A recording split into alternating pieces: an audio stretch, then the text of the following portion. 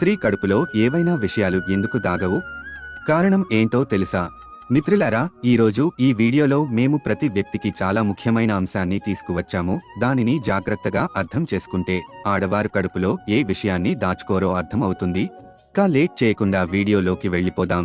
ఏ స్త్రీని చూసినా భర్త విషయాన్ని ఎంత దాచిపెట్టాలనుకున్నా ఆ విషయం బాగా చెబితే అది ఖచ్చితంగా భార్య ఎక్కడో ఒక చోట చెప్పేస్తుంది.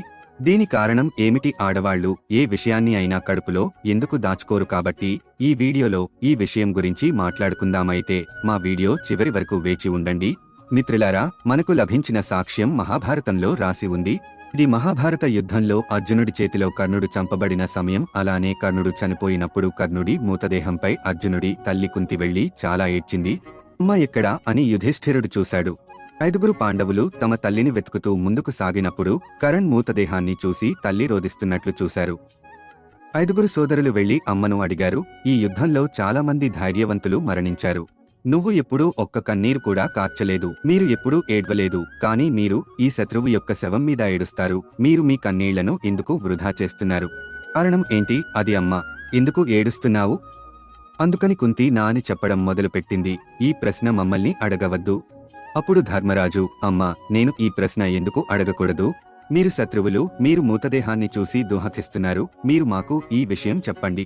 7వ కొండమ్మ, మీరు మాకు ఈ విషయం చెప్పవలసి ఉంటుంది. ఎందుకు శత్రువుల గురించి మీరు శృతిమించి ఏడుస్తున్నారు? కుంతి, నా కుమారుడా, నేను నీకు చెబితే అది విని మీరు భరించలేరు అని అర్జునుడితో చెప్తుంది. గాంధీవం కింద పడిపోతుంది అని కుంటి అంటూ అమ్మ మాట విన్న అర్జునుడు, గాంధీవం నా చేతిలో నుండి ఎందుకు పడిపోతుంది? మీరే చెప్పండి అని అడుగుతాడు.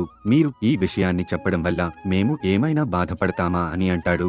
అందుకు కుంతి, అవును కుమార, మీరు చంపినది ఎవరినో కాదు, మీ సొంత అన్నయ్యనే. నేను కన్యగా ఉన్నప్పుడు అతనికి జన్మనిచ్చాను. కుంతి మాటలు విన్న యుధిష్ఠుడు, ఇతను నా అన్న అని ఆశ్చర్యపోయాడు. అందుకుంది, అవును, అది నా కొడుకు అని చెప్తాడు. ఈ మాటలు విని యుధిష్ఠిరుడు స్పృహ కోల్పోయాడు. కొంతసేపటికి స్పృహలోకి రాగానే యుధిష్ఠిరుడు ఇలా అన్నాడు, అమ్మా, నువ్వు ఇంత పెద్ద విషయం దాచావు. నా అన్నయ్యని నా చేతులతో చంపేలా చేశావు.